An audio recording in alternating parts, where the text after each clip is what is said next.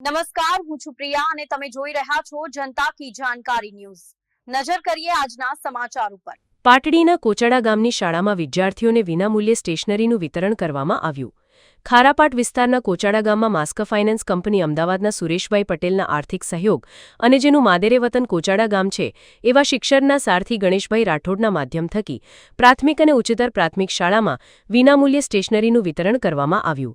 આ સ્ટેશનરીમાં વિદ્યાર્થીઓને એક કિટ અંદાજે 1500 રૂપિયાથી વધારે રકમની આપવામાં આવી હતી, જેમાં સ્કૂલ બેગ, કંપાસ, ચોપડા, પેન્સિલ જેવી અનેક સારી વસ્તુઓ વિનામૂલ્યે આપવામાં આવી હતી।